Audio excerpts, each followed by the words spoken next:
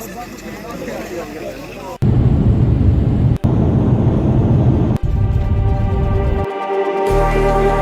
like the street lights lit this town, like a fire in a blaze, gotta burn it down. Alright, here we are, folks. Can't be afraid to leave this out.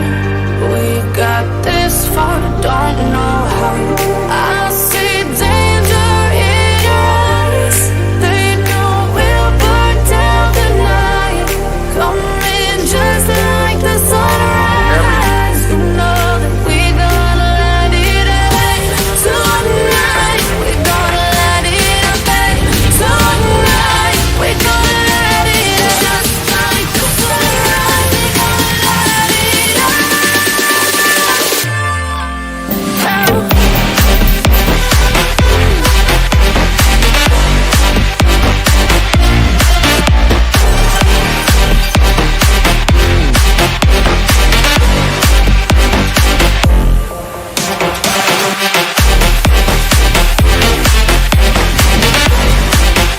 Welcome back once again. This is Chris Report, and he assured me that since Simon's down in Boulders, folks, this is Chris Wyatt reporting from South Africa.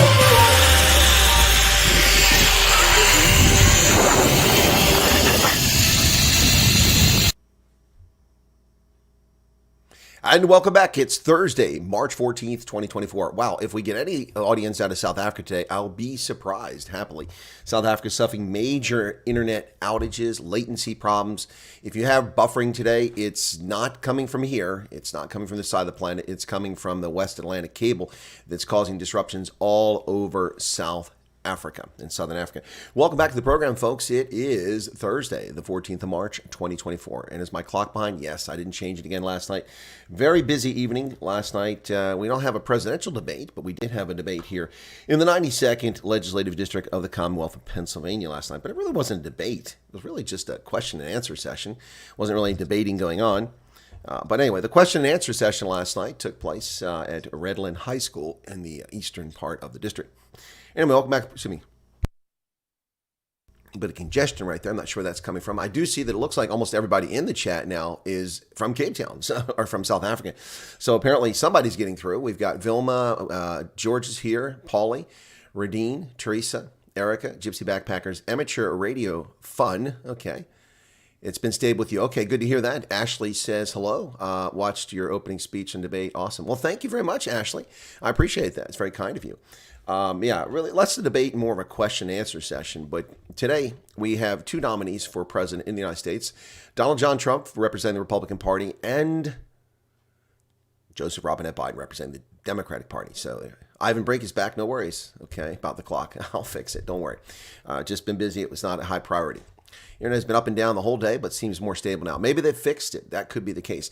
But here's your daily injection, your daily jam, your daily taste of what it takes to overcome media bias,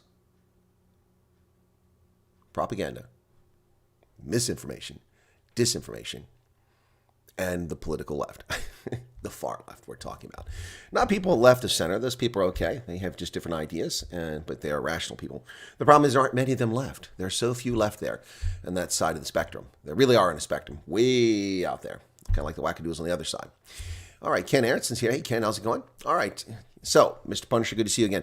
Let's get to the news, and we'll answer your questions as we go through. South Africa's internet has been down, up and down throughout the day, as we mentioned here. A lot of people trying to deal with that, so we'll see how the crowd is tonight. Microsoft put out a notice today notifying customers that its Azure services in South Africa North and South Africa West that they may experience increased network latency or packet drops when accessing their resources, along with degradation and availability issues. Well, when you drop packets and you have network latency, that means two things: buffering and hanging up. That's going to happen to you on the internet today if that's affecting you.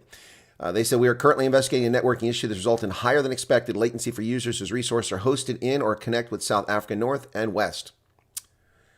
Down Detector, which tracks down networks, also confirmed that they saw a significant jump in outages during the day.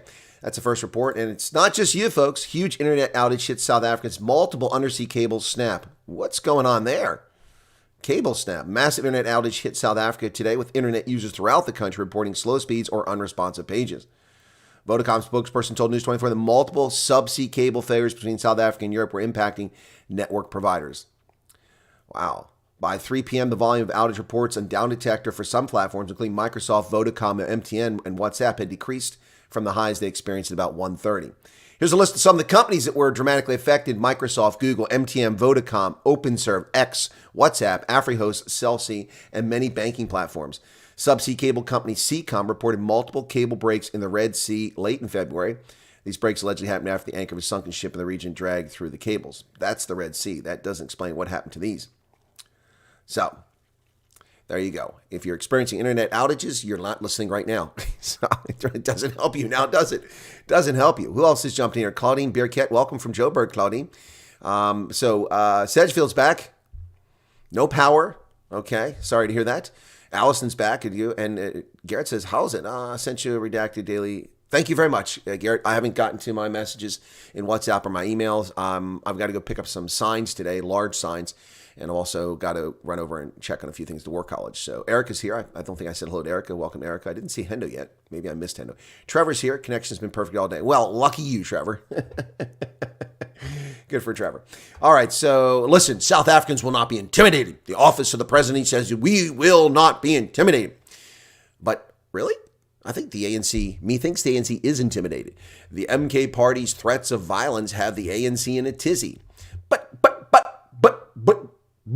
I thought that the threat to South Africa was white supremacy, the Boermag, the Broederbond, and white extremists, and Oranje. Oh, those are the threats to public safety in South Africa, except none of that's true. The Boermag was mostly government agents. The handful of people that actually weren't government agents were outnumbered by government agents as they exhorted them to commit crimes. The Broederbond has been disestablished for decades. And the white extremists, who are these white extremists and what violence have they perpetrated?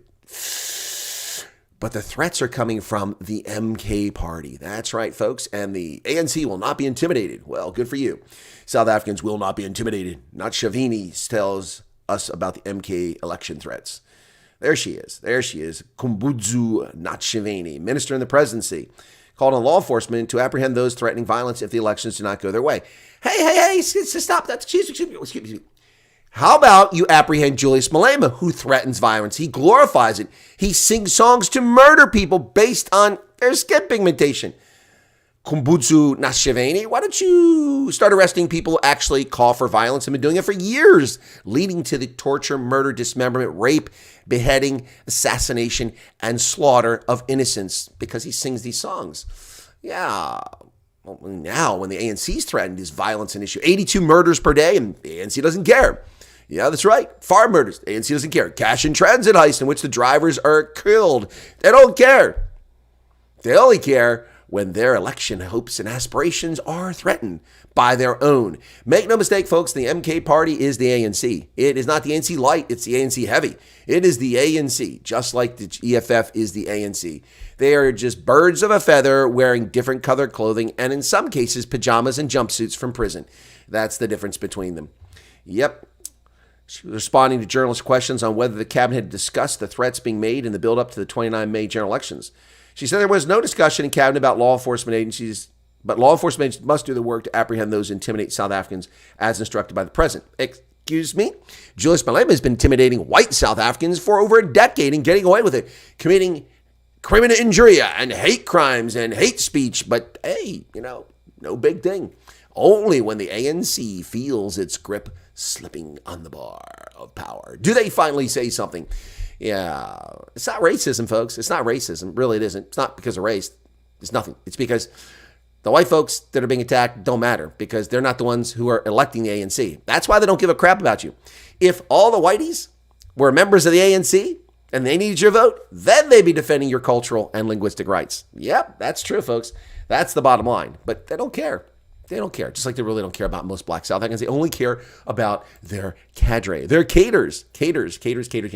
Well, listen, if you go fight for Israel, we are going to arrest you. Never mind the fact that we came to power because of a terror group known as MK. But hey, that blew up cinemas and bars and restaurants and power grids. Yeah, no, it's okay.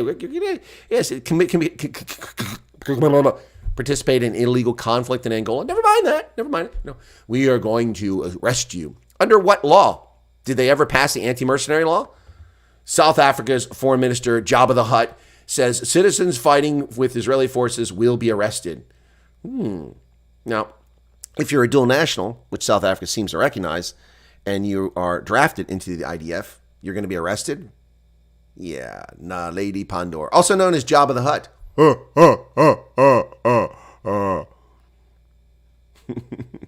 South Africa's foreign minister says her country's citizens who fight in Israeli armed forces or alongside them in Gaza will be arrested when they return them, deepening the rift between the nations after South Africa lay accusations of genocide.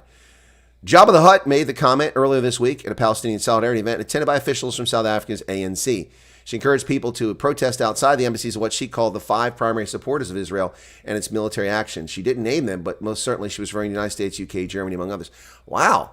So we have a foreign minister encouraging civil disobedience in front of foreign embassies in violation of the Vienna Conventions.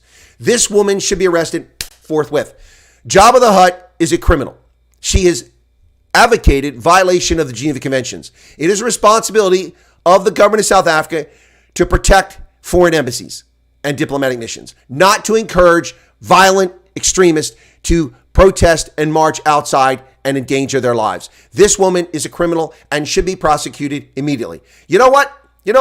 Why don't we talk to the ICC? You know, South Africa is a signatory to the International Criminal Court. The International Criminal Court. This woman, well, it doesn't work because the Vienna Conventions don't apply for the ICC. Where can we go? Well, I suppose you go to court in South Africa. Anybody who really wants to make a difference there, go file a court case against Jabba the Hutt for her behavior. Wow, that's a crime. That is a crime. Flat out crime. I've already issued a statement alerting those who are in South Africa and fighting alongside Israeli Defense Forces. We're ready. When you come home, we're going to arrest you. Now, my question is, under what statute? I'm not denying there's a statute. I'm sure there's a statute in South Africa's law somewhere they've fabricated. But what statute applies here? Please do share with me the statute that gives you the authority to arrest someone who is a dual national, who was drafted into a foreign military and was sent to a conflict not of their choosing. Please, Jabba, explain that one. Explain that one. No, Victoria Nuland's not Jabba the Hutt. Please, Jonathan, give me a break. Victoria Nuland's just an evil person, but she's not Jabba the Hutt. Solo. Oh, Solo. Well, the IFP made more news this week, but only one media outlet seems to have covered it, Times Live. I can't find it in the IOL. I can't find it in News 24. Can't find it in any other outlets, but they have won more awards in by-elections. They took 3 awards from ANC in Newcastle. The IFP's winning streak seems to be continuing in KZN. The party yesterday snatched 3 awards from the ANC in by-elections in the Amajuba municipality in Newcastle. It's the 4th consecutive by-election win in the area this year. In Ward 12, the ANC councillor who served as deputy mayor resigned from the council, necessitating a by-elections. The IFP got 61% of the vote, the ANC 24%, while Team Sugar and the EFF got 8% and 3% respectively. We should note here that there's no mention of MK. I don't know if they even bothered to stand a candidate here. In Ward 19, the ANC lost its majority to the IFP. IFP got 59% of the vote. ANC came in second with 28%. In Ward 23, where an ANC councillor also resigned, the party got 13% of the vote, while the IFP took 64%. Wow. Now, the IFP has been governing through a coalition there since 2021, but now they've increased their number of councillors by 3. It won't give them a majority, but it's now the largest party. The IFP has 22 seats, up from 19, while the ANC has 18, down from 21. So they're now larger than the ANC there. EFF has 8 seats there. The DA has 5. In Ward 6, the ANC did retain that ward with 72% of the vote. The IFP got 24%. Oh, there you go. That ward was necessitated by the death of a councillor. So 3 more wards. So what do the polls tell us? The polls from the Brand House Foundation tell us that the IFP is on the downward slide owing to MK's formation. But these results, it's unclear because apparently MK did not participate in these by-elections in Newcastle. Had they participated, who knows what the outcome would have been. So we have to hold our powder on that one. These are the people who tried to destroy the South African Revenue Service. Thabo and Mbeki lashes out. Evil, evil, evil black people. Well, you can't say that. You're black. But you're black. Lethal Weapon 2. Best movie. Anyway, great stuff there. Yeah, cool stuff. All right, here we go. Former President Thabo Mbeki slammed former President Jacob Zuma's Umkhonto we Sizwe breakaway political party, saying it was being run and led by the same people who tried to destroy the South African Revenue Service. He was addressed at the annual election of the University of South Africa, UNISA, on Wednesday night when he was slammed his former deputy president for trying to make a contradicting statement to the public about MK. In December last year, Zuma announced that he would contest the elections and campaign for MK and that he would not vote for the ANC of Ramaphosa. Mbeki said it was a contradiction, a fallacy that anyone could be a member of the governing ANC, campaign for another party, and trying to remove the ANC from power. You can't say I remain a member of the ANC, but I'm going to support a party which is going to campaign to defeat the ANC. That doesn't make sense. Well, yeah. Thank you, Talon Bezuidenhout, for 5 months later recognizing the obvious contradiction, which we pointed out the day that he said that. It's too funny. Oh, my goodness. Oh, my goodness. Right, moving right along. Julius Malema is a serial non-attender at parliamentary meetings. Now, but he's on parliamentary committees. What's going on? According to records, Malema has attended just 6 of 40 meetings he was supposed to be at. Wow. Talk about stealing from the people. Yep. EFF has a poor record of attending parliamentary committee meetings. While the party regularly attends National Assembly sittings, it appears committee meetings are not well attended. Only 6 out of 40 meetings in 2023. Poor record of attending parliamentary meetings. EFF's top brass is routinely not attending parliamentary meetings while its backbenchers represent them in committee meetings. The party has the lowest attendance rate of all major parties, recording 13% lower than the ANC and 16% lower than the DA. Between 2019 and 2024, ANC MPs attended 76% of their committee meetings. The DA attendees, 79.6%.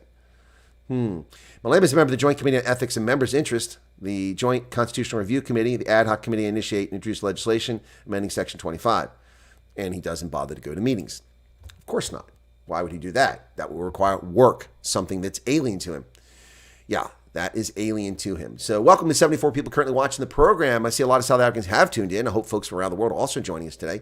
Well, the DA's letter to the West is inconsequential, said Tshwane. Today, ladies and gentlemen, Khumbudzo Tshwane has confirmed that the choosing of 2020 in America was not legitimate. She will now be censored by Twitter, X, Facebook, Instagram, YouTube, and all those folks, because she just said that America doesn't have secure choosing events. That's right. It's time to censor Khumbudzo Tshwane. Of course, I'm being ridiculous and silly and sarcastic because she's simply stating the obvious, which we can't say outright here, but she said it and I'm reporting it. Yes. Whoa, an explosion. What was that? Minister of the Presidency, Khumbudzo Tshwane, has dismissed the DA's request for Western countries to monitor South Africa's general elections. There's no point in discussing a letter that is inconsequential. We are confident in our electoral system. There's no reason to discuss the letter because we will not allow the undermining of the sovereignty of South Africa. How do international election observers undermine the sovereignty? It may be insulting. You could say that. But South Africa's had international election observers at every single election since 1994. So what is she quibbling about? What is she upset about? Inviting countries that themselves had questionable electoral processes to monitor the country's election was tantamount to undermining sovereignty. Countries that had questionable electoral processes. Could she be talking about these United States, des États-Unis, die Vereinigten Staaten? Is she talking about us? Is she saying that we have questionable choosing events? I think that Khumbudzo Tshwane must be censored. That's disinformation. It's misinformation. She's lying. She's telling people things that aren't true. We can't have people say that. Joe Biden, get your disinformation ministry on top of this right now. Pronto. Josh Shapiro, your election task force for disinformation. Get on top of it right now. Khumbudzo Tshwane is saying that the United States does not have good elections. We have questionable electoral processes. Ronaldo's here. Hey, Ronaldo says, well done your debate. I see there's a proper politician in the mix there. The Marco guy knows how to abuse his religious belief. I'm not going to comment, Ronaldo. Maybe in private I'll comment about that. Ronaldo, why did you post that? Yes, I'm aware of the comment on Facebook. There were a number of fanboys there at the event for 2 candidates, that one in particular. There were people who didn't come to the debate to be part of the debate. They came to watch their favorite rock star sort of thing, and that's their prerogative. People can do that. The comments from that lady, it's a correct observation. Which is a correct observation? Skeptic, which is a correct observation. The lady posting there is someone who also recently violated VFW rules. Anyway, we'll leave it at that way. Because people are evil, Ronaldo. Some people are truly evil. Truly evil. Also, that statement has no evidence to it whatsoever. It's just a slanderous attack. See, they can't attack me on my record. They can't attack me on my accomplishments. They can't attack me on my character, who I am. They can simply lie about me. And I'm not talking about my opponents. None of my opponents did that. But I'm talking about fanboys. And that's what that was. Fanboys. Oh, maybe Skeptic is talking about the choosing of 2020 not being, it was being excellent. Comments are sour grapes. Yeah, they were. And a lot of people will see through that. Yeah, Skeptic, I can't answer that question on YouTube because if I say it is, I will be censored. No, listen, there is no USA system. Let's be clear about that. I've talked about this many, many times. There is no USA election system. We don't have an electoral commission. We don't have a national election. We have 54 elections, 50 states, 4 territories, and the elections are conducted by the states and territories independently. Yes, people run for national office and they're elected based on votes in the states, but each state conducts their election differently. In fact, 70 states have different rules in different counties. Most of it's pretty uniform, but there are different things. So, for instance, Pennsylvania doesn't dictate which machines people use if they use machines. So some counties use one brand of machine, other counties use another brand of machine. That's just the way the system is. It's a federal system. So there's no USA system. We're not France. We don't have the national government dictating how things are done. These are sovereign states. And this state with 69 counties. A number I don't like to repeat. Ronaldo loves that number. Anyway.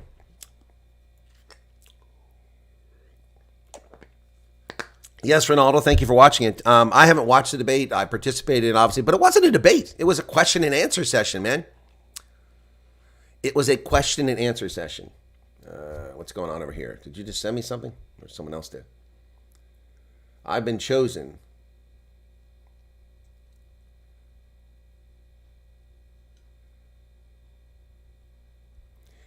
It says you've been chosen to represent your area on the Election Integrity Advisory Board. Accept your invitation by completing this survey. Yeah. Can't do that. I'm a candidate.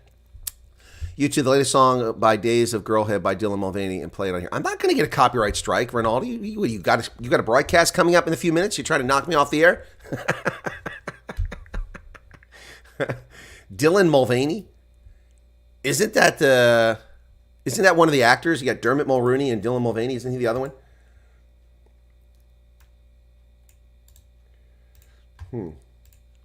Why are you interrupting my news with that, man? What is Ronaldo? Are you having edibles today? What's going on, man? What's going on with Ronaldo? Welcome. All right, so yeah, I know the sound wasn't. The song is news. The sound wasn't great on the debate. Okay. Yeah, no, actually it wasn't. We had microphones, but the recording wasn't hooked up to them. It's kind of like the same problem I have when I do those events with the Sightlanders, Civil Defense Organization. The sound, it doesn't work very well because it's not hooked up. So yeah, apologies for that. I tell you, I don't win lotteries, I don't win draws, but my hope when I saw the setup, because we were supposed to be shared rules. I was told verbally a couple of things about the debate, which turned out not to be true, but that's not really important. But as a consequence, I wasn't prepared in the fashion I could have been better prepared had I had all the information. Nonetheless, when I got there, I saw we weren't standing, so I saw we're seated, and I'm like, oof, I hope I get the last seat.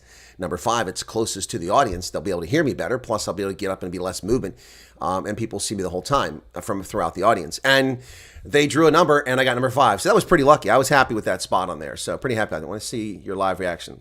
Oh, my goodness.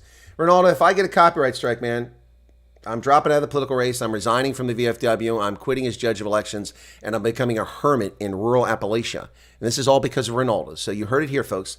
You heard it here, folks. First, let's go to Ronaldo. So here we go. Ronaldo is sabotaging my broadcast. Let's see. Right. YouTube. Okay. Let's see what this is.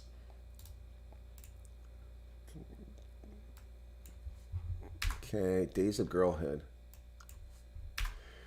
Okay.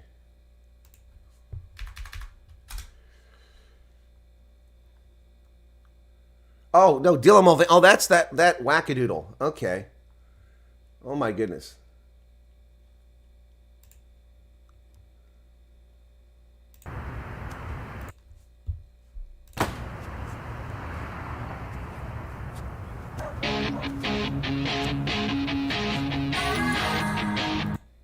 Is this for real?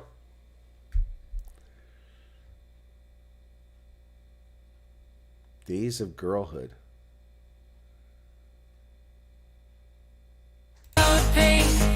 Emergency, calling women of all ages. Okay, that's enough of that. I'm not going to insult women with that garbage. It's yeah, yeah, that's insulting to women. I'm not gonna do that. You get my channel if you get a strike. Yeah, it doesn't work like that, Ronaldo. All right, so you can always run for the DA in Port Elizabeth, says Charles. Instead of being a hermit, living in Port Elizabeth, that would be like being a hermit. Oh, there goes 20% of my audience. Declan says, "Don't do it to rot your brain." List the days of the week and tells them what women does. Oh my goodness. All right, I will after the broadcast. I'm not going to do that now. Yeah, that's just crazy. Look, I mean, this nonsense carries all over the place, folks. Look, you can respect people's situation. I'll call it that. You know, expect people's sexuality. You can respect people's beliefs in their sex and gender, even if it's not correct. You can respect that because people will be people. But you cannot, I mean, it's impossible to respect the barbarization of the English language. They is a plural pronoun. A singular individual, Homo sapien, is not they. That is either he or she. And if you don't like he or she, there is the neutral it. That's how it works. This fantasy does not work in German. Der, die, und das. Die Lampe. Das Schiff. Der Bleistift. It doesn't work. They changed to Dane. Dame, Dason, Devin, D. You can't do that. Can't do that.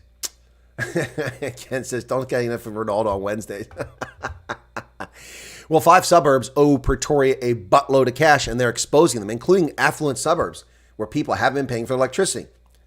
The city of Tshwane has intensified its Tshwane Yatima revenue collection campaign, which disconnects electricity and restricts water to businesses, residential households that are in arrears. So, the latest here is the top 5 wards that owe the city the most money. Ward 42, which includes Waterkloof and Monument Park, not exactly a rundown area, 756 million rand. They've only paid 53% of their bills. Ward 101, which includes Silver Lakes and Boskop, owes 726 million rand, and they've only paid 40% of their bills. Ward 84, which includes Queenswood and Kilner Park, owes 485 million. They've paid 29%.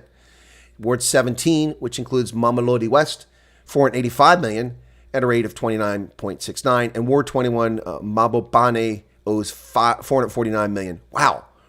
That's a billion. That's about 2 billion rand that are owed to the city of Tshwane just for electricity. Wow.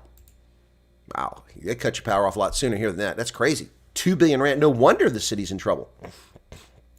Never mind the outright sabotage and destruction of city vehicles and such. Ronaldo says people on the right are losing their minds. Oh, over that video? Probably, which will just drive viewership to it. That's all. Yeah. It's time to stop the name changes. The Democratic Alliance is standing up for the end of lunacy in South Africa, the stealing of places that never existed that were developed by those of European extraction as metropolitan centers and urban centers and small towns, and the name now being appropriated and given to something that had nothing to do with it. For instance, Tshwane. There was no mystical chief of, look, I have nothing but respect for the Tshwane people. Wonderful people, lovely language, lovely people. Most of them living in South Africa, 2.4 million, and the rest of them living in Botswana for the most part.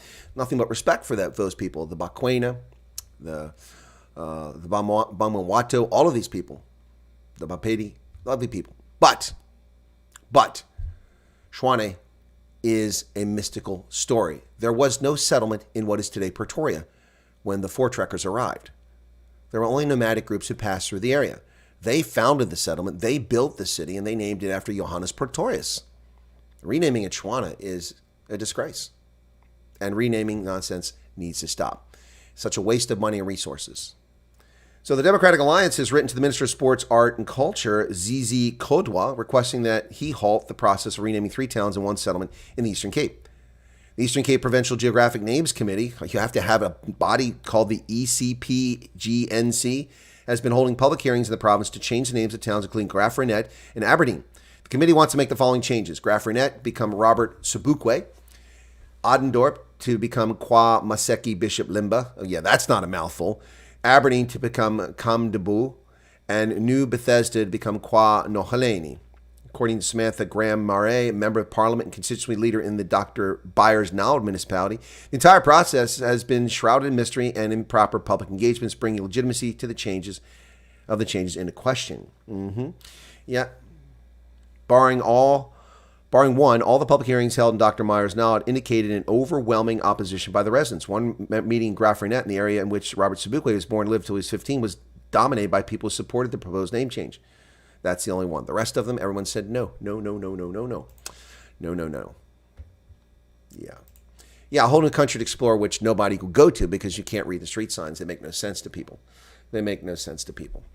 Zimbabwe police, oh my goodness, unearthing crazy stuff in Cloud Cuckoo Land. They rescued 251 children and find graves of 16 unregistered graves, unmarked graves, in a compound of religious zealots. Zimbabwe police on Wednesday said they had arrested a man claiming to be a prophet of an apostolic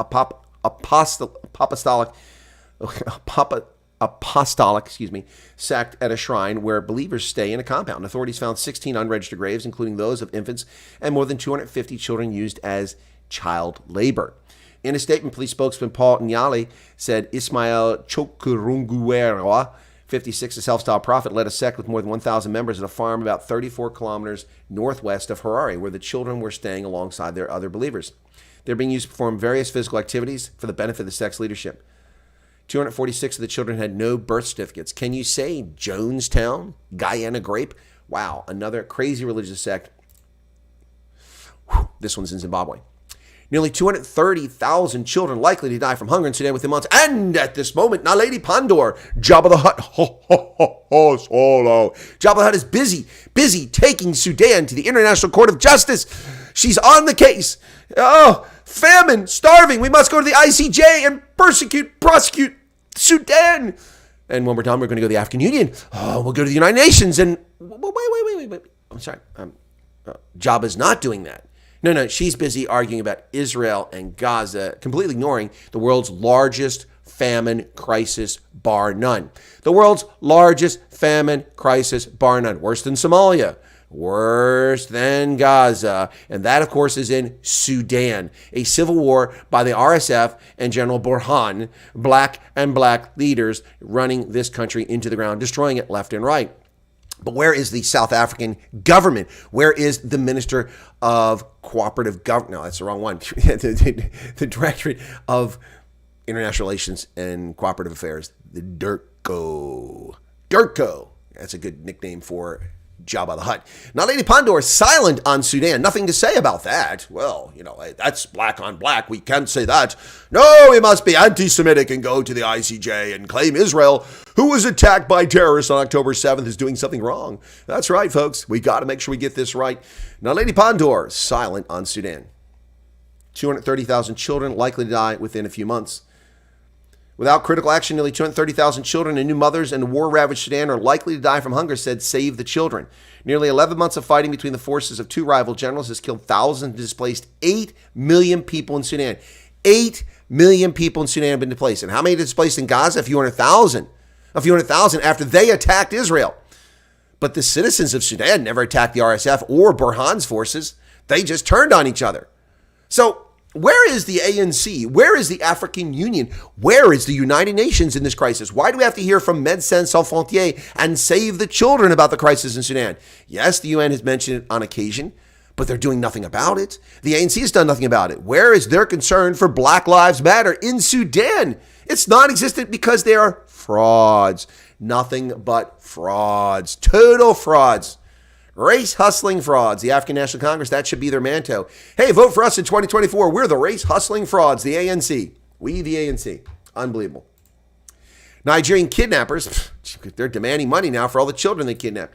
$11.6 million for release of school hostages, according to local authorities. Wow, that's rand, by the way. It's a little over $500,000. Government kidnapped 286 pupils and staff from a school in northern Nigeria last week have made a demand of 1 billion naira. for their release. School children, some pupils, and members of the school staff were abducted on March 7th in Kuriga, northwestern Kaduna State. It was the first mass kidnapping since 2021.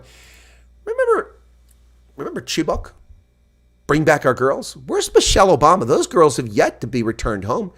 Those who may still be alive, sold off as sex slaves and wives.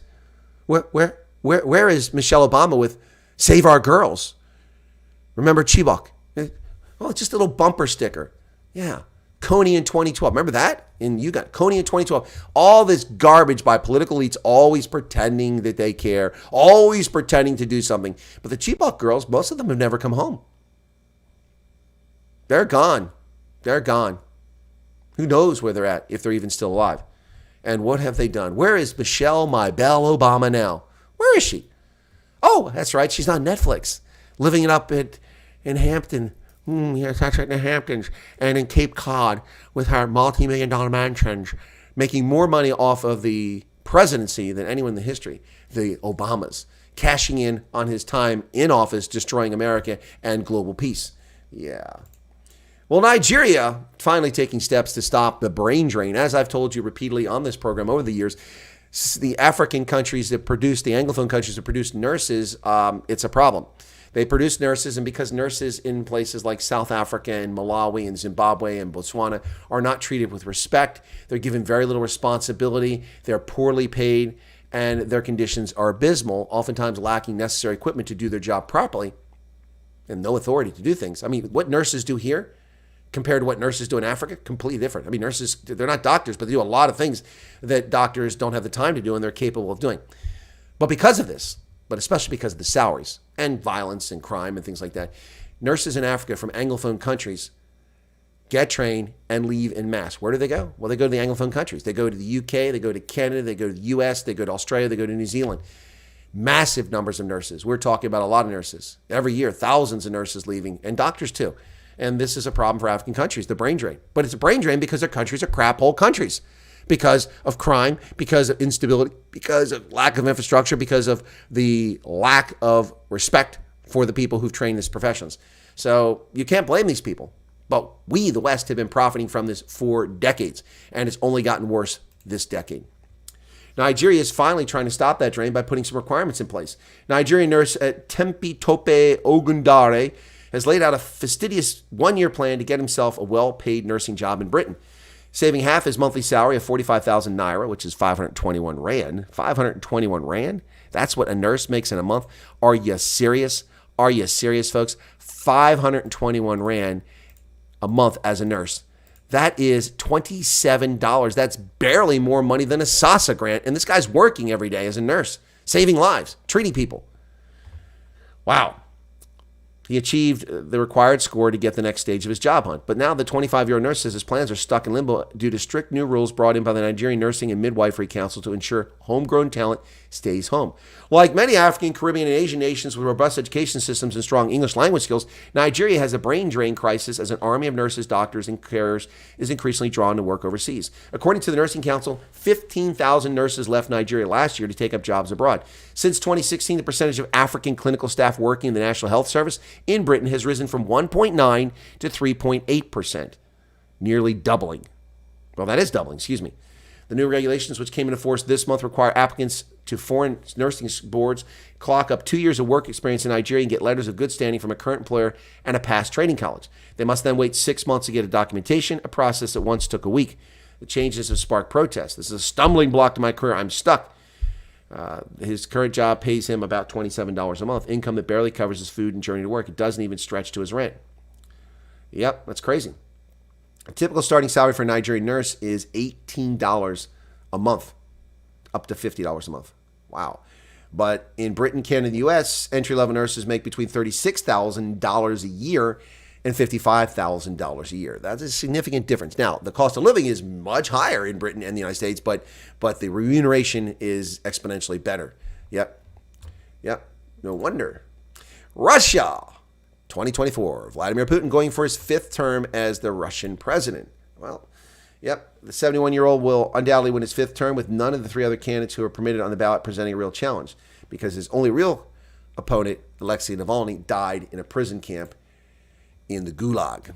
Russia will not boycott the elections, not the elections, the Olympics. I'm sure you're all excited about that. I know. I'm so excited to hear that Russia is not going to. Russian Olympic chief, Russia will not boycott the Paris Games. Well, they might be banned for all we know.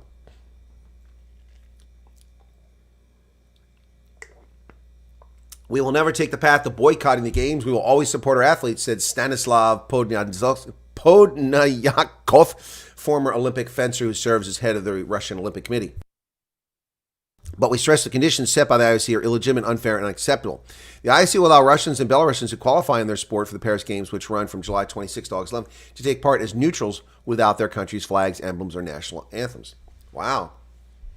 So they are banned. Russia is banned, but the Russian athletes will go. But Russia did avoid the Olympics. Remember that?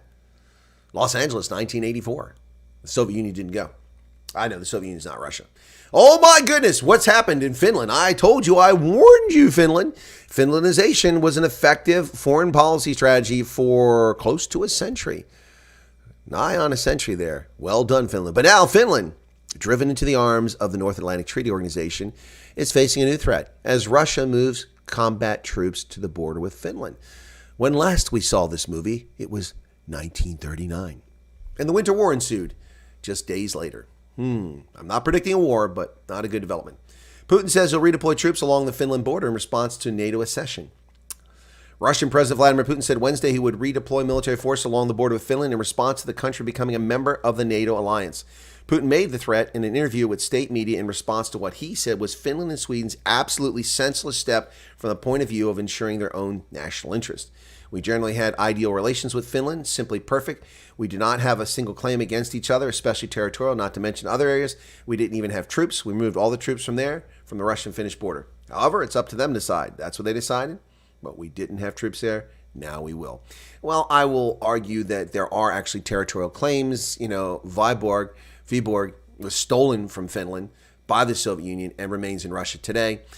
Parts of the entire Karelian Peninsula, Karelian Isthmus are all Finnish, and you still occupy them. So there are border disputes, Vladimir. Your understanding of history is a little sketchy and self-centered. But anyway, there you go. Chucky Schumer interfering in foreign elections. That's right, the ghoul, the crypt keeper himself, Chucky Schumer. Chucky Schumer. Chucky Schumer is interfering in Israeli elections. The New York senator calls for a new election in Israel and sharply criticizes the sitting Prime Minister Benjamin Netanyahu. Senate Majority Leader, the Crypt Keeper Chuck Schumer, said Thursday he criticizes Israeli Prime Minister Netanyahu, calling for new elections in a speech on the Senate floor on the Israel-Hamas war. I also believe majority of the Israeli public will recognize the need for change, and I believe that holding a new election once the war starts to wind down would give Israelis an opportunity to express their vision of post-war future. Wow. That's what we call election interference. That's what we call interfering in the affairs of a foreign nation. That's what America gets criticized for all the time. And, of course, Democrats love to do it. Chucky Schumer. Hey, welcome, Ulrich. Chucky Schumer sticking his nose into Israeli elections. Well, the Pentagon is being called out for reporting propaganda. What propaganda is that? Well, the Pentagon has been assiduously, religiously reporting figures from Hamas as casualty figures without any evidence whatsoever to prove the actual figure. Instead of the Defense Intelligence Agency actually telling us how many people have died, they've been relying on the Hamas-controlled Gaza Health Ministry. Watchdog group presses Pentagon and Austin's Gaza death toll claims. Unverified totals provided by Hamas used in official statements and testimony.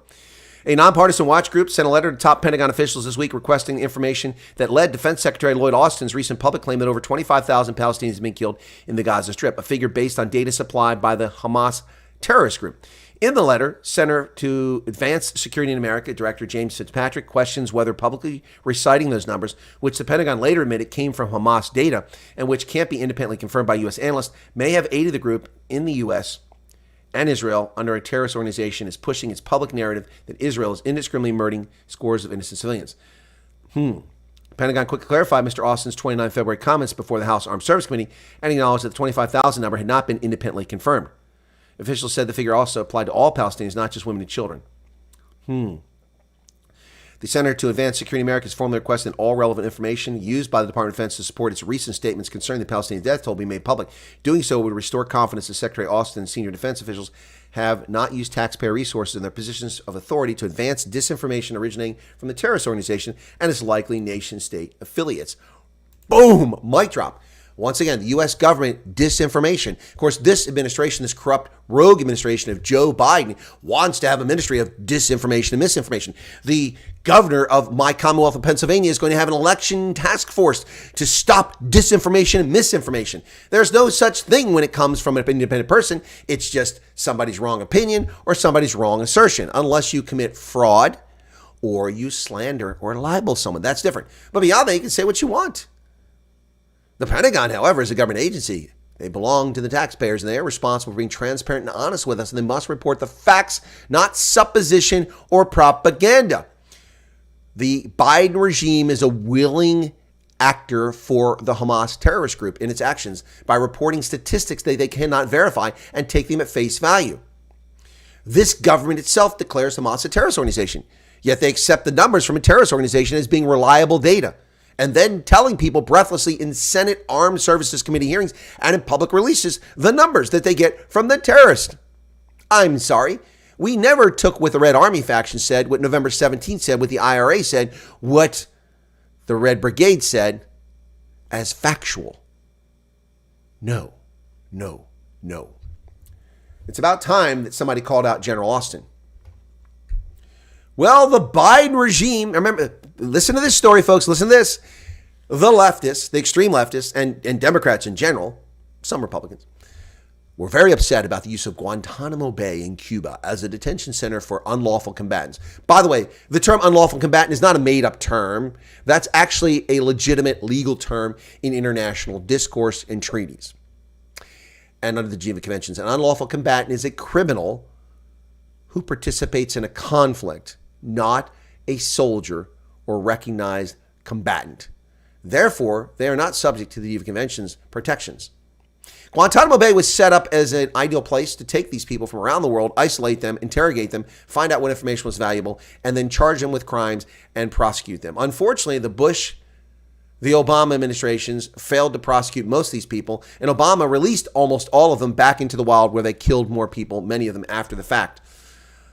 Trump didn't close Guantanamo Bay either, and Biden hasn't done so. But now Biden wants to use Guantanamo Bay for criminal alien invaders. That's right. They want to process criminal alien invaders at Guantanamo Bay as if there's space for them. The Biden administration discussing using Guantanamo Bay to process possible influx of Haitian migrants. No, criminal alien invaders. Haiti does not border Cuba. They're in the Caribbean, but they don't border. The Biden administration discussing using Guantanamo Bay to process Haitian criminal alien invaders if there's a mass exodus to the U.S. amid worsening conditions in the country.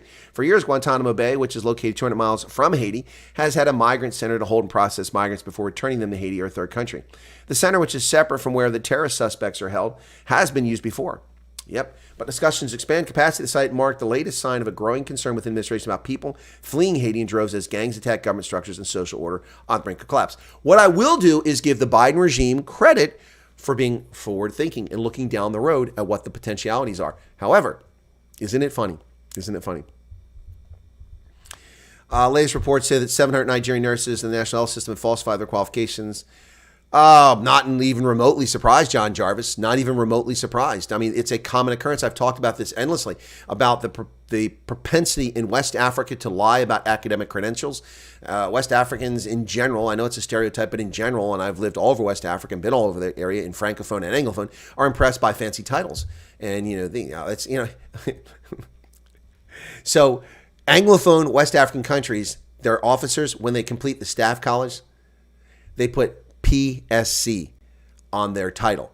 PSC, P.S.C. Pass the staff college. As if they're like a PhD or a doctor or something like that. We don't do that in America. We just don't do that. PSC, pass the staff college. Whoop-de-doo. I mean, it's expected. You're a senior officer. If you didn't pass the staff college, you wouldn't be a senior officer. It's just silly. No, I'm not surprised that Nigerian nurses are submitting fake credentials. Listen, I've seen various reports and studies that anywhere between 40 and 60% of all resumes are false. They're lies. And that's why one day recently we talked about, I said every single thing on my CV, every single thing on there is a statement of fact. There's no lies. Unfortunately, I kept it going and updated over the years because some of the things I forgot about. Good thing I have a reference point to remind me of the things I did. But the Biden regime wants to use Guantanamo Bay. The U.S. Interior Department funneling our tax dollars to tribal nations, $120 million to fight climate change. Yeah. Yep. The Biden administration will be allocating more than $120 million to tribal governments to fight the impacts of climate change. Department of the Interior announced Thursday the funding is designed to help tribal nations adapt to climate threats, including relocating infrastructure. What infrastructure? Have you been on a tribal reservation? Indigenous peoples in the U.S. are among the communities most affected by severe climate-related environmental effects, which have already negatively impacted water resources, ecosystems, traditional food sources, and native communities in every corner of the U.S. Well, why are they especially affected by it?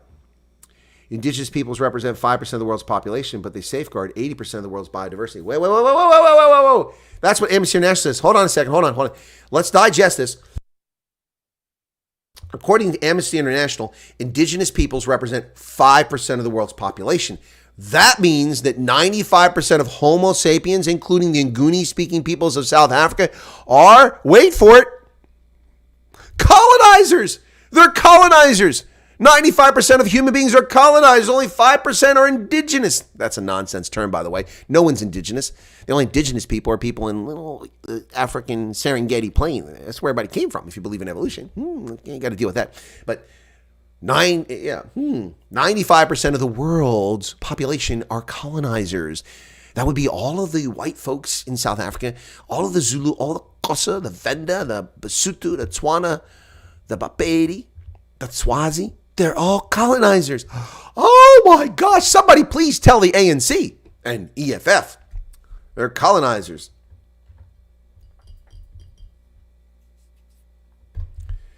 Ian says USA is pressuring Netanyahu for ceasefire, but they conveniently forget Hamas's promise to massacre Israel again.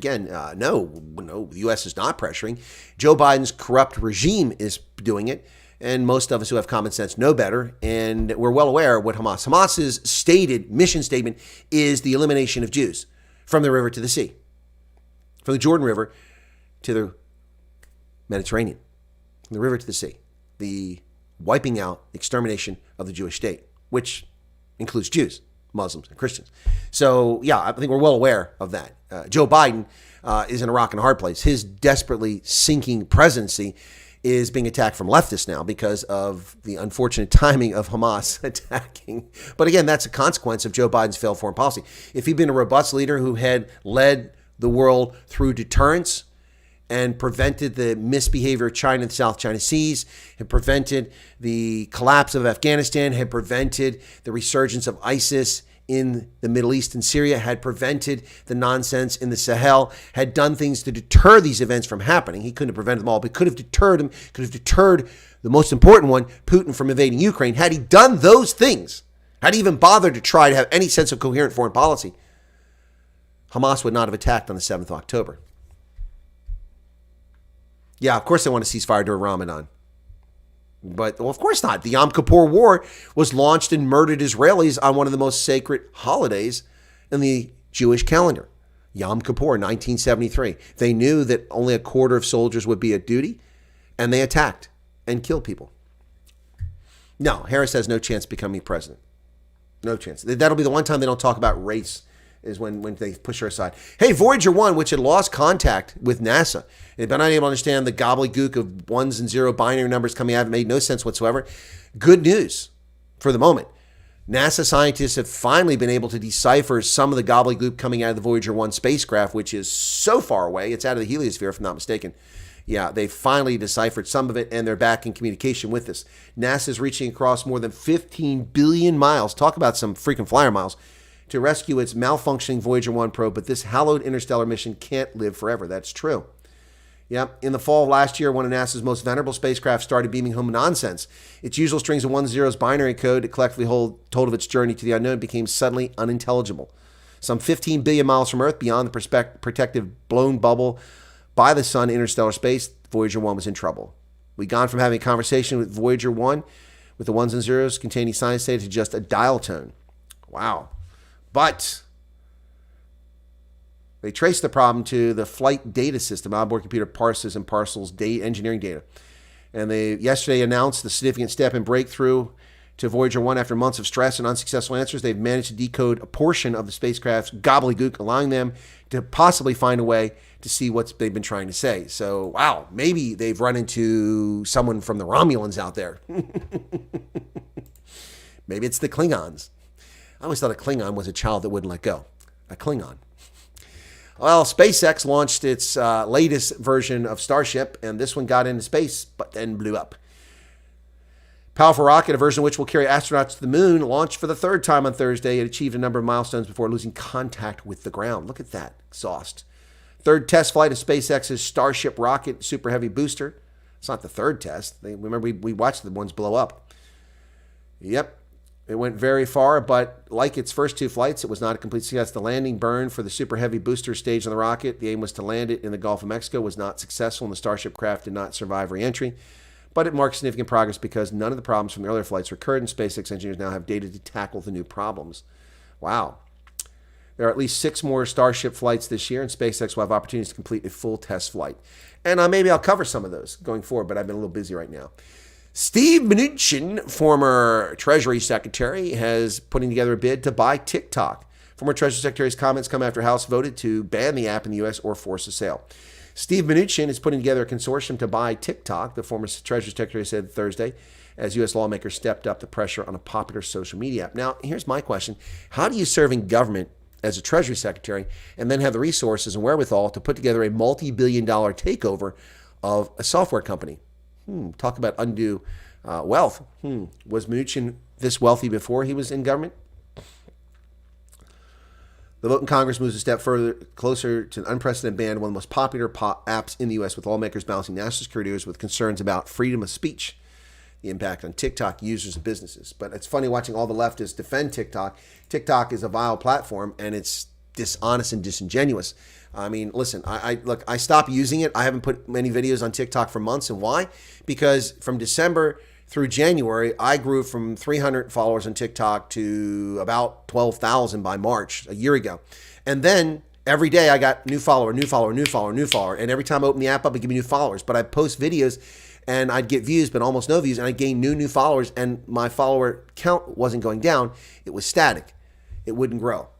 Obviously, dishonest stuff from the platform. Either the channel grows when you tell me I've got new subscribers, or it doesn't. Anyway, a new surge in power as a consequence of cloud storage and data processing is putting pressure on America's grid. New York Times report says a boom in data centers and factories is straining electric grids and propping up fossil fuels. Good. Keep the coal-fired power plants running. Electricity demand, here's a little chart there, gigawatts per year. Look at that. That we are... I'm not really sure what they're talking about. We produce more than that, but this is 5 million. Okay, 5 million gigawatts. Yeah, so that's a lot of power. So 89, then we were flat from 2007 to 2022, and now they're projecting that it's going to rise again. Over the past year, electric utilities have nearly doubled their forecast how much additional power they'll need by 2028 as they confront an unexpected explosion in the number of data centers and abrupt resurgence in manufacturing driven by new federal laws and millions of electric vehicles being plugged in. Millions of electric vehicles being plugged in, drawing on a power grid. Yeah, but that's green. That's green. No, it's not. So guess what? We are the next South Africa. Like with so many other things, fees must fall. Student loan forgiveness. Systemic racism. Mm-hmm. Same sort of garbage. And here we're going to see the coming ESCOM day for Americans when we have no power. Thankfully, I've got some solar panels. How are they doing today? I don't think the sun is out very strong. Let's take a quick gander at that. What is this? Oh, I keep getting messages from Laura. What's her name? The Trump, the one who's married to the one guy. Laura Trump or Lara Trump. Anyway, let's see what we got here. Just take a gander real quick while we're still doing the news. 9 kilowatt hours. That's okay, not great. Yesterday was 33.3. It was 35.4, and the day before that was 40.4, setting a record. So we're going back downhill. Yeah, 5 terawatts. Thank you, Garrett. 5 terawatts. Yep. Oh yeah, no, we have a robust grid. It's a lot. Anyway, many power companies are already struggling to keep the lights on, especially during extreme peak, and say the strain on grids will only increase. Peak demand this summer is expected to grow by 38,000 megawatts in the next 5 years. Numbers are pretty crazy, said Daniel Brooks. Yeah, well, because all this demand for electricity. West Point has deleted duty, honor, and country from its mission statement. Can you believe this nonsense? Critics see woke attitudes at work as General MacArthur's words are deleted out. The U.S. Military Academy at West Point has removed the words duty, honor, and country from its mission statement in what some critics say reflect a deepening politicization within the military services under Jackass Joe. The mission statement until recently included the three words made famous in retired General Douglas MacArthur's 1962 farewell address to West Point cadets. The storied World War II and Korean War commander died 2 years later. MacArthur's address gave new prominence to the motto adopted by West Point in 1898, 5 years before he graduated from the academy. Lieutenant General Steve Gillan, West Point superintendent, outlined the new mission statement this week. It says cadets will be grounded in Army values, including loyalty, duty, respect, selfless service, honor, integrity, and personal courage. But that's not what it says. Yeah, the superintendent sent a letter Monday to the Long Gray Line and all Academy supporters about the change, noted that it had the approval of Army Secretary Christine Wormuth and Army Chief of Staff General Randy George. It says duty, honor, country remains the official motto. So why is it removed from the mission statement? And they falsely claim that it was only put in place in the late 1990s, when actually it's been around since 1898. So Megan Hobbs, a West Point graduate and former Army officer, called the new mission statement a warning sign that should make everyone sit up and take notice. She said they're watering down West Point experience. They're saying the quiet part out loud. West Point is losing its comparative advantage. The Federal Service Academies must distinguish between themselves and senior military colleges and broader ROTC. Those three hallowed words reverently dictate what you ought to be, what you can be, and what you will be. They're your rallying point to build courage when courage seems to fail, to regain faith when there seems to be little cause for faith, to create hope when hope becomes forlorn. Wow. Duty, honor, country. Removed from the West Point mission statement. What is wrong with these people? What in God's green acres is wrong with these people? Duty, honor, and country. Well, we just lost a bunch of people. Where did everybody go at 1 o'clock? Went from 86 to 69. So there must be some other program on now. Who's on? It's not Tuesday. It's not the Conscious Clerical. Ronaldo's not on today, so who's on? All right, let me see what's going on in the chat over here. Thanks for tuning in, folks. It is a pleasure to have you once again on this day. Oops, excuse me. I've got to take a phone call. This is important.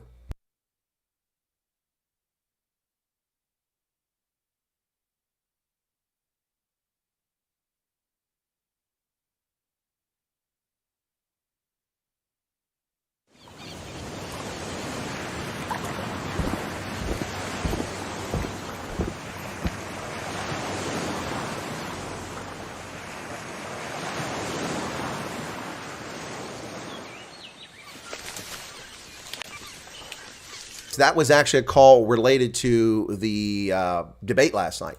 I got some feedback by some folks about, that was a rather important call, telling me I did a great job on the debate last night. I don't know. Did you guys watch it? I think Paulie, if you're still here, Paulie watched it. Did I do a great job? I am probably my own worst critic and would argue that I could have done better. But then, we can always do better. Anyway, so Robert Spookway was born... In Robert Sabukwe, yeah, that is dumb, Charles. I agree.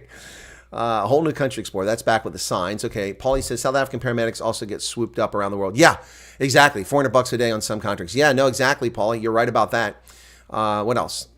Erica says 521 rand is ridiculously low. We're talking back about the nurses a little while ago. Sorry about that, folks, and playing the music, but that'll get edited out later on. Thanks for the handful of you, the majority who stuck with me. Fleshton says they fill the holes left by British nurses leaving to go to work in the private sector, going overseas. Yeah, National Health Service would be in trouble without them. And frankly, Canada's healthcare system would be in trouble without foreign nurses as well. The U.S., we would be okay, but it would have an impact, a small impact now, but it would have an impact. We have foreign healthcare workers, no doubt about it. Now, if it comes to doctors, we'd have a problem. We have an awful lot of people who are foreign doctors who come to America and practice, particularly from India, but not exclusively, and also from Arabic countries as well. So yeah, that would have an impact here. Yep. Pip Jacobs, welcome to you. Warwick, I already said hello. And then what else? Honestly, how can you take the forces in question as fact? They always question anything IDF says. Why not Hamas? Exactly, Charles. They don't question them. That's part of the problem here. Probably one of the few things I remember from algebra. Oh, Eric, I don't remember algebra at all. I hated it. Gitmo is another country. How the hell can Biden do that? Surely it's... No. The Guantanamo Bay is U.S. property. We have a lease into perpetuity. And every year we write a check for, $1,500 or $3,000. I think that's what it is to the government of Cuba, and they refuse to cash it. But the checks still sit there. I forget the exact amount, but it's a very small token amount. The government of Cuba asked us to form a base there to protect the sea lanes in the Caribbean back around the turn of the 20th century. Admittedly, they were, probably not entirely free to make that decision, feeling they owed it to the United States after being liberated from Spain. But nonetheless, that treaty exists. The United States owns Guantanamo Bay into perpetuity, and we are not rescinding our lease on that. We're not walking away. So, yeah, but it is U.S.-controlled soil. That's correct. So he can do that. Same way that George Bush can send unlawful combatants there and how we maintain a naval base there. Absolutely. What else? You say pressuring Netanyahu for ceasefire. Already got that one. Okay. It's ironic that they want a ceasefire during Ramadan. Yep, got that one. And Harris? No, she has snowball's chance of getting it. Not at all. All right, I think I've got to this part before. It's just as well that the Starship are unmanned. Absolutely. I'm not flying on that thing. Maybe we can get Julius Malema to fly on it. We fly it with him. Same as Yom Kippur. Yep. DC finished Neisner last night. Unbelievable. I have no idea what you're talking about there, Sedgefield. Finished Neisner last night. I don't know what's DC? There would be no way Azerbaijan would halt an offense on Armenia for a Christian Easter. Yeah, good point, Fleshin. Good point. Wasn't a debate how everyone would think. You were good and Mark too. Sound quality wasn't great though, but you could see who bought Rent a Crowd along with this guy. He brought Rent a Crowd. Exactly. Yeah, it's funny you should say that, Paulie. Rent a Crowd. Yeah, fanboys. Yeah. Thank you, Paulie. The only one who answered mostly everything related to questions. Yeah, I did. Thank you, Paulie. I did. I answered every question. The only one that I didn't equivocate, but I spent a lot of time not answering and the answer in the end was the one related to what I would cut out of the budget. And that's because what they're discussing, and the call I just had with someone said, well, that information is available. One of the members of the legislature has been tweeting out things. Well, okay, I'm sorry. That's not official government policy. That's not a policy. That's not a budget. That's an idea. This guy's putting things out there. That's not in the budget. We were asked how we would cut things out of the budget. Well, without having been party to what the state needs to operate and being in the legislature, a little hard to answer that question. Not impossible, but I answered, that's the one where I didn't equivocate, but I did wait till the end, and I said that the easiest way would simply to hold the line of inflation. That's a $3 billion increase. None of those departments deserve an increase this year. All of them should be static for a year. $3 billion, that's insane. And I think my answer is perfectly good. How do we cut government spending? We don't spend $3 billion more. That's where we start. We start right there. Don't spend $3 billion more than you did last year. I mean, in 2017, 2 years after I got here, the state budget was $31.5 billion. Today, the state budget is $45 trillion, and the Shapiro administration wants to take it to $48.34 billion next year. That is $17 billion in additional spending. That's insane. Is the state bigger? We have less people in this state than we did then. So what's happening? We're spending $2 billion in deficit. Why are we adding $3 billion of spending, $2 billion borrowing money that we don't have? You want to cut the budget? You don't spend that money. Give me one department that can justify its expenditures. The Liquor Control Board, I actually answered that too. I joked about that. I said, you want to cut the Liquor Control Board? I'm fine with that.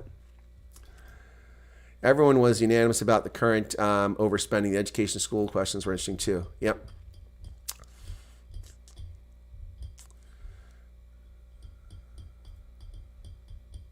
Netflix also filmed in Neisner as an extra. Oh, okay. Fishing time at Victoria. Okay, Edgefield. Thank you for that, Edgefield. I wonder if Russia could fight a conventional war on two fronts. They can't fight a conventional war on one front. There, Fleshin.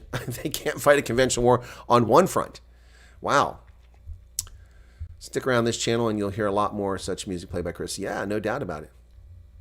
Where's Amateur at? Did Amateur say something? Hey, Sloat Steenkamp is here. Good to see you there, man. What's going on? Declan says, Afrikaans women are hot, but I'm of the opinion their music is a bit cock. Just my opinion. Well, it depends which Afrikaans music you're listening to. Okay? I've been of the opinion for years that the ANC is deliberately collapsing south in the hope of creating some sort of communist utopia. No, I don't think it's about that. I think it's simply about they live a comfortable life and they're detached from reality and they don't care. I mean, when you have members of parliament that are stupid enough to stand up in parliament, what do we care about farms? We get our groceries from Checkers. They actually said that. Where do you think the food in Checkers comes from? Oh my goodness. Charles hasn't watched it yet, okay? No, it wasn't a debate as you would think, because it wasn't a debate.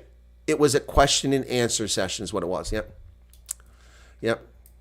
No, okay, I'm not going to go on about it, but just real quick, one thing was really nice there at the end is that one of my opponents said, what's the difference? And I was like, that's awesome. And I used that in my closing remarks. I added to my closing remarks. It hadn't been part of my closing remarks. I was going to try to differentiate myself from my opponents by telling them that I was the most experienced, most successful, and best qualified, and the right person for the job, which I believe is the truth. And I know is the truth. But when the question came up, what's the difference? Well, that's the difference. That's the difference right there. So anyway, we used to pick up rock lobster and boil in seawater in Swakopmund on the beach during my Army days. Wow. Okay. Yeah. Okay. Sloat Steenkamp, it is great to see you, Glenn, man. People haven't seen you for a while. Hope you're well. Yeah. Who won the debate? Well, Hendo. I have my views on it. Could I have done better? I think I could have done better. I have to tell you that I was initially told that we got 3 minutes for an opening statement. And I was told that we get 2 minutes to answer questions and 3 minutes for closing statement. But then when they gave the rules, they changed the closing statement to 2 minutes, which forced me to rethink in my head, because I didn't. Everyone else had prepared script there. They didn't all read from their script. They used it. The guy next to me used his script as a a reflection point, so he could look down and keep his thing going. That was good. And there's nothing wrong with that. People can read from a speech. That's their prerogative. But for me, connecting with an audience and connecting with people has a lot less to do with reading a script. It's one of the reasons why in my prepared videos, when I do in-depth analytical videos, I do scripts, and I'm not a fan of it. I don't like reading a script. Right now, I'm not reading a script. I'm simply talking extemporaneously, which is something that I think I do pretty well. And it's important to connect with people as you talk extemporaneously, I believe. Nothing wrong with reading a prepared script, but I remember when Barack Obama became president, he's so articulate, he's so intelligent, he's such a great communicator. Well, he may be articulate, he may be intelligent, but he's not a great communicator. Barack Obama was only effective when a teleprompter was in front of him. Every time that a teleprompter misfunctioned or malfunctioned or he didn't have one, he stumbled and mumbled. He had no idea what he's saying because it couldn't retain his thoughts. Anybody can stand up there and be well-groomed and look pretty and dress with a $10,000 suit on and read from a teleprompter and do a fair job or do a great job doing it. But knowing what you're talking about and doing it extemporaneously, and that's the problem with this debate last night. The challenge is that it's not a debate. It was a question and answer session, and you had a time limit. And you didn't know the questions that are thrown at you, so you've got to adjust. And that's fine. There's nothing wrong with that. But it's very different than sitting around having a conversation in town hall and answering people's questions directly. Yes, he could talk crap eloquently. Yeah, and perhaps that's the case with Barack Obama. Maybe. I don't know. But the bottom line here is that the guy, anyway, I'll just leave it at that. So, yeah, no. So, yeah, the sound I knew was going to be bad. It's just like I said when I do the Sightlanders civil defense events, and I have a camera out there, and you can't pick up the sound very well. It's because the loudspeaker system isn't near the phone, so it's unfortunate. The audience could hear us well, though, which is good, and that's what really mattered. Although the broadcast did matter online too. But the teleprompter can't say Mr. Magoo. That's true. Mr. Magoo could not even read the teleprompter. So Joe Biden is hopeless. He's just hopeless. But then he's not Barack Obama. He's no Barry. That's for sure. Power just came back. Hey, Hester, good to see you there. Glad to see the power came back on. Did you have internet trouble today? A lot of people in South Africa had internet trouble. Internet was down all over the place. Anyway, so John Jarvis, didn't hear from you. I was a bit surprised. You were the one following campaigns. I thought for sure you would have watched that debate either last night, late, or would have caught it today. And maybe you're just being kind because you thought my performance was poor. And if you're being kind because you thought my performance is poor, I'll thank you in advance. By the way, should this go? I think it's time for the beard to go. What do you guys think? We get rid of the beard now? I know Paulie's answer is going to be, yeah, get rid of the beard. Maybe tomorrow it'll be this short. Yeah, he loses his train of thought midstream. Yeah. Fleshton said it's raining. Shave it off yesterday. Matthew, your vote doesn't count, brother. You are the world's greatest troll. Your vote doesn't count. I'm sorry. It's as simple as that. Your vote doesn't count. Not for this. By the way, what do we got this weekend? Six Nations, right? This is it. It's nail biting. My baby is busy with exams online, so no internet's a big problem. Yeah, that sucks. And that's a problem. You know, it's interesting. Last night, so one of the questions that came up in the debate last night was about education. And look, I have done every sort of education you possibly can. I lived all over the country, went to all kinds of schools, all public, but I never went to a parochial school, a Catholic school. Never went to a private school. Never went to a military academy. Never went to homeschooling. Always went to public schools. So my entire education, first grade through 12th grade, was public schools, and my universities were all public schools. Never went to a private university. However, all the different types of education, in person, also distance education, and that was groundbreaking. Back in the 1990s, the Iowa, recognizing that its population was graying, and they were worried about what came up in the debate last night about youth leaving Pennsylvania. Well, youth are leaving Iowa in the 1990s. They didn't want to be farmers. They didn't want to live in remote prairies. They wanted to live in the cities and urban centers. So they were moving away to Milwaukee, to Minneapolis, to Des Moines, to St. Louis. Iowa tried to come up with a way to keep its communities connected as it became increasingly isolated with lower populations in rural counties. So they created a fiber optic network they delivered to every county in the state of Iowa. It was called the ICN, the Iowa Community Network, and it was groundbreaking. They spent a lot of money on this, but today it would cost them a lot more. And when I was a student, or I was teaching at Iowa State University in 1995, in the summer of 1995, I took my first class as a grad student, and that class was over that. I sat in a classroom with the instructor, but people came in from other communities around Iowa who participated in the graduate program at remote campuses, dialing in through the Iowa Community Network. And so I did distance education, or, you know, that hybrid there. Then I did distance education by doing correspondence courses. I did distance education in a master's program by in class, you know, like Zoom sort of thing, that sort of thing. I've also done correspondence courses. I've done, like I said, weekends where I earned college credit and weeknights where I earned college credit. I've done distance education where I had a resident portion, it was a short resident portion, and then the rest of the time was writing in. And I've done in-person, and I've done it for graduate programs and undergraduate. Been looking for it all day with no success. What's the link? I shared the link in the group. You didn't get it? Hang on a second. Did I put it in the member group last night? Oh, I just saw it there. I think Hendo. Oh, come on. What was I just in? I hate that. Hendo shared the link somewhere. Hendo has the link. Is Hendo here? There it is. Copy link. All right. That should take you there. I can't confirm the link. That's just the link that Hendo put in there. Yep. Beard is epic and few men can grow a beard like that. That's true. But anyway, not everybody likes the beard. So we'll see. Sue Wall says you were great. Yeah, but you guys are just being my fanboys now. No, but thank you, Sue. I'm just teasing. Thank you very much. I appreciate that. Facebook sucks. Yes, it does, Matthew. It does. I can confirm that 100%. 100%. Yep. What's this? Fishing Vic Bay last week. 2 Afrikaans guys. 3 contract farming in USA. It was stunned. Such a shame. Oh, no, that's huge. Of course, we know Paul from Clarence. Paul goes over to the U.S. periodically for 6 or 9 month stints to do farming here. And yeah, he makes a lot more money here, although I think we exploit those South African farmers coming over here. They're not being paid what I think is a fair wage. Yeah, shorter beard, then eventually no beard. That's where I was going with it, Sue. Who do you think of the candidates answer well? Paulie, I'm not going to answer that question because that will be used against me. So I'll say that I answer the questions overall well. I would say that. I also, as you said, answer the questions. Not every candidate answer the question every time, and I had a response. So, okay, Charles, cool beans.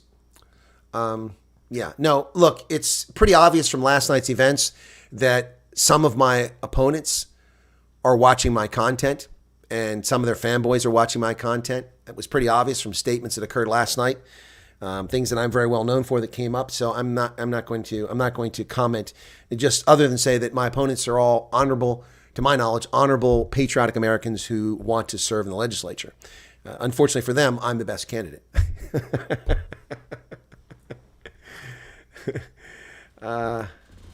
Declan says I've grown more chins. Well, see, that's the thing. So it's kind of the reverse of the Seinfeld episode where she's dating that guy who's going bald. And they don't know it because he's been shaving his head for years. And Jerry says, how come he shaves his head? She goes, I don't know. Elaine says, I don't know. And so she convinces him to grow his hair back in. And it turns out he's got male pattern baldness. He's bald up here. He's got that widow's peak, and he's got male pattern baldness when it comes back in. And suddenly he's not as attractive anymore. I mean, listen, if I shave the beard off now, will I have a double chin? Will I have a pudgy face? Who knows?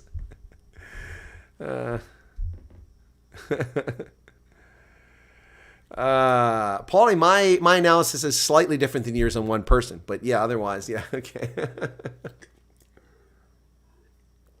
Also, I think that there was a bit of somebody last night in debate ran over their question every single time, and actually quite a generous overrunning. There was one person who ran over and monopolized the time every single time. I followed the rules, and I stuck to it. So, Lori, oh my goodness, where have you been?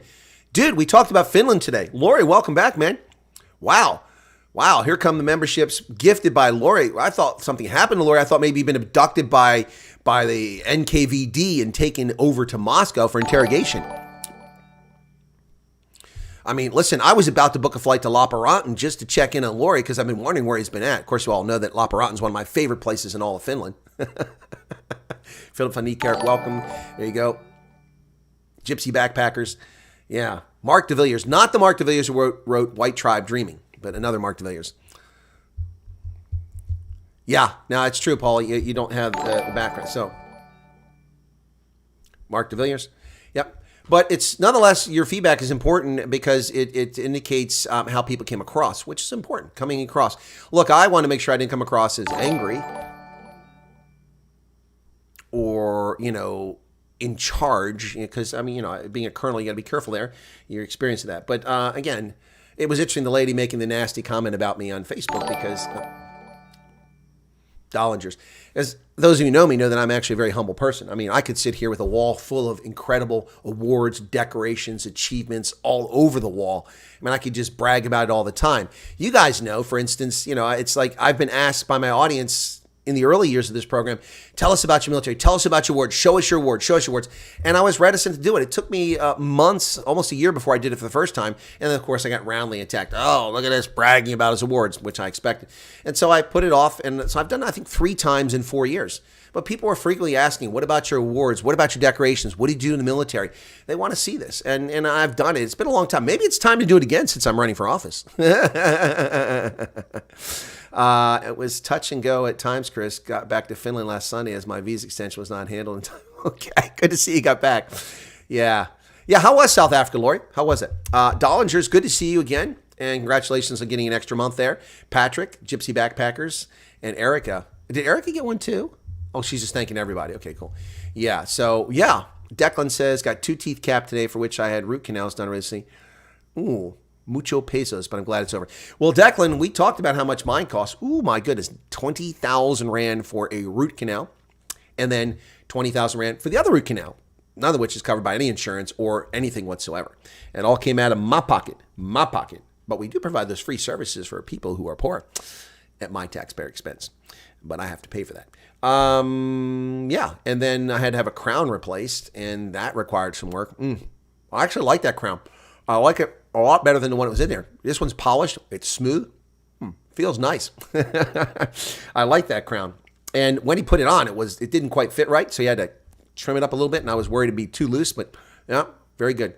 Also, I need to go back to my dentist and thank him because I'm going to go to my dentist, and I'm going to walk in and say thank you. And the reason I'm going to say thank you is that on this side, this molar that had a root canal, I could not bite down on that properly for years now, probably maybe 10 years. I could be exaggerating or embellishing, but I think it's a long time. And never on the x-rays did they ever show any bone decay or infection. I always thought that the filling was simply too large and it was putting pressure and it was pushing down on the nerve. That could have been it, but the pain I was feeling was similar to the pain when the abscess got there and I had to have the root canal. I can bite down on that molar now, no problem whatsoever. Now I've got a decade of chewing on one side of my mouth. I've got to overcome and remember I can chew on the other side. So I got to thank my dentist because for the first time in a decade, I have no pain where that molar was. Of course, there's no nerve there, but that's probably why. Lori says, no worries, guys. I really enjoyed it a lot and was sad to leave. Avoid everything digital apart from work, which was very relaxing. Oh, I didn't know you were working there, Lori. Are you like supplying arms to MK? Let's start the rumor now. Lori was down there selling Finnish arms to MK. should we contact Kumbudzu Natshavedi and let her know? New dentures, so I'll be visiting next week. Ouch. Well, I don't want dentures. These are mine. Still my choppers, man. Still got my teeth. Got all of them. They're all still there. Thank God. Knock on wood. I was basically raised by wolves when it came to dental hygiene. I didn't even know anything about dental hygiene until I was in my mid-20s. And by then, damage had been done. So lots of damage is done, lots of fillings. And I never had braces. I could have used braces as a kid. Didn't have any money for that sort of thing. So yeah, but nonetheless, I still have decent teeth.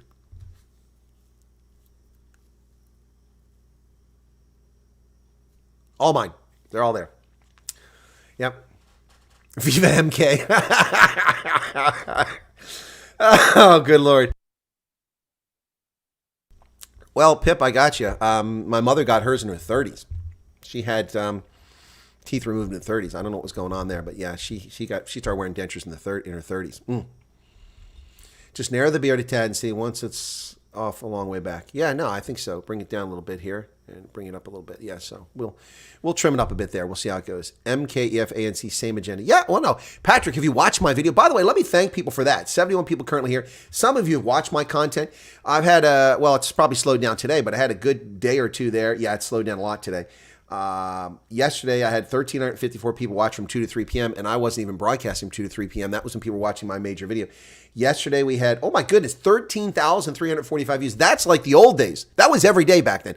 10 to 15,000 views before I got censored and my channel taken away on YouTube back in 2021. That's how it was every day here. But that's the best we've had since 13,700 on February 22nd. So yeah. So in February, I had a 13,000 and we had a 9,000. So these days, that's a rare thing, but we had a video that did very well, and it actually drove people to another video. So that was pretty cool. So let me take a look at the content and tell you which videos I'm talking about. So the one I did about ANC candidate list for Parliament, Where Are Whites?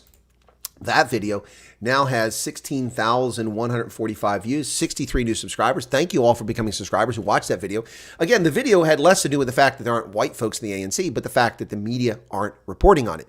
You know, they breathlessly report on the Democratic Alliance every time a single black leader leaves the party to do something else, as if it's something systemically wrong with the Democratic Alliance. I'm not shilling for the DA. You know, I have issues with them. However, this is the truth. They don't say a thing when the ANC loses black leader or doesn't have any white leaders. They don't say anything about it because they don't care. But that one's over 16,000. Thanks for that. Got 631 likes, got 6 dislikes. Of course, people will dislike it. And then the other one I did before that, which I did a live stream, and that did pretty well, is one that has, where are you at? 8,300. Is that the correct number? Let me see. 8,300. Yeah, 14 new subscribers. It did very well on the second day. It went from 973 to 2,000. I gained 1,100 on Tuesday, and then it's leveled off since then. But that one has 2,200 views. That's not true. That has 8,000. Excuse me. 8,300 views. That's the AMC implodes, a collapse of the ANC. Now, the one that's a little disappointing, which I'd hoped would do better, and I put some effort into, is the South Africa's 2024 election, the coalition scenarios. That one has only got 2,000 views, not even, 1992. 8 subscribers from that. But yeah, so that's disappointing. I expected a lot more out of that. 170 likes, 1 dislike. Now, that's where I talked about the 4 scenarios for South Africa. And the 4 election scenarios that I described for South Africa, let me get to that very quickly here. Pull it up so I make sure I use my terminology and not misquote myself. That would not be good. So let's see. Here we go. So those scenarios are, and actually I'll put them up on the screen over here for you guys. Give me a second here. Okay. That doesn't work that way. Shoot. Wait, can I still do that? Let me see. Yeah, okay. So let's see if this works now, if I can actually advance this, if I can. So here we go. All right. So that's the implosion of South Africa. That's if the ANC and MK team up. They get 52% at the current Brenthurst Foundation numbers, leaving the DA with 27%, an improvement over where they are now, the EFF with 10%, a slight drop, and the IFP with a drop down to 2%. No, that didn't work. Let me see if it works over here. Okay, there we go. All right, the Zimbabwe for South Africa scenario in which the ANC and the DA team up in a coalition which will anger DA voters and will cause them to shed voters in the next election. would be a way that the government continues with the ANC ensuring the DA gets things like the Treasury. They also get things like economic, it's the fix, and then they'll take credit for it and they'll stay in power. That would be 66% of the electorate with 264 seats out of 400, and that would be a ruling coalition. Then we have the Armageddon South Africa scenario in which the ANC, MK, and EFF team up for 62%. That would give them 248 seats. Oh, I got a mistake here. That MK thing shouldn't have been on that slide. I got the MK at 13%. Yeah, I think I left it there for a reason. Yeah. Anyway, so there you go. The DA is not listed there. But that would be a disaster for South Africa. This would be the complete destruction of the country and wholesale theft going forward. And then the Grand Coalition South Africa scenario in which the ANC and the multi-party charter team up, giving them 72% of the electorate and 288 seats. With that level of support, that government could argue that anything it proposes could be for the benefit of South Africans. However, it would be very fractious, and also it would be a disaster for the MPC, who are trying to unseat the ANC. So I think a grand coalition like that is unlikely. But anyway, those are the 4 scenarios that I'm proposing are possible right now. None of them look good. What is for certain, and I've said this very clearly, is that South Africa is destined to be Italy in the 21st century. Italy has had 69 governments since the Second World War. And wow, your Austrian Glock agent ordered a blow pro with a 500 millimeter barrel. Okay, cool. I'm glad you're making money off that, Garrett. That's awesome. That's awesome.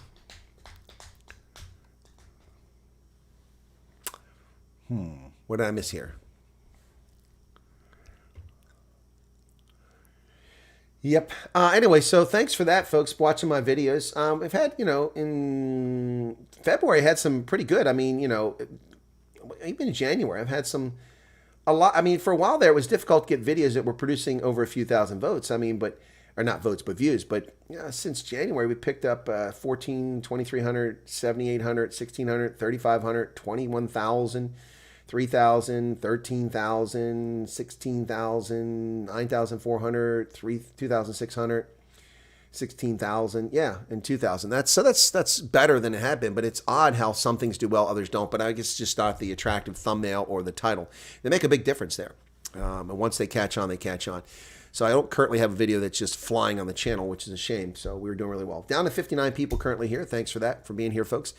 Yeah. All right, I'm not familiar with the Blow Pro. Is the Pew Pew? No, Nick Muller. The Blow Pro, I did a video on my channel. In fact, is that on the channel? Let me see. Blow Pro. There it is. Okay, whoops. I did a video with that, with Garrett, a long time ago. So this one's about 3 minutes. Let me see if it's going to play that. Okay, here we go. So Garrett, I'm going to show this real quick. This is on the internet, so he won't mind me showing this. But this is Garrett. Come to the little bag. So this is the Blow Pro. Barrel, because I've sold these now to Switzerland, to Germany, to Austria, to Australia, to England. What's powering this thing? A little 9-volt battery. It works super cool. I'll show you a video. Let's get the fire going. Yeah, so you just got some because I've got to use my Makita with an 18-volt thing on. Makita. Yeah, And then crazy, who man. needs good? So that's overkill. And I'm a, Some German guy, I said to him, Dieter, have a look at this. Oh, you got those know, big he says sand to- things? Yes. The bellows. Bellows, that's the thing. Two-handed, so I can have my glass of wine in my hand, switch the fire on. And this is just like a computer little fan. But it's not a computer fan. Yeah. Special fan. I had to do quite some scrounging around for the electronics, and the guys all said to me, "It can't be done." I said, "Just give me the components." How much? Did you guys hear the cops in the background, or was it an ambulance? I'm not sure which, but that was Garrett. That was a year ago when we were down at the strawberry place there, not too far from Somerset West. Good to hear there's some nice videos. Have you booked your trip to report on elections? No, I haven't, Lori. I have not. I can't do that until I know the outcome of the election that I'm in, that I'm running for office. If I win that primary election, then I'll be the candidate on the general ballot in November. And based on feedback from last night, it was really good. And people actually showed up there last night. So apparently I did very well in the debate. That was what the phone call was earlier. And that's not the first person to tell me that, but that is an authoritative person, so that was good to hear.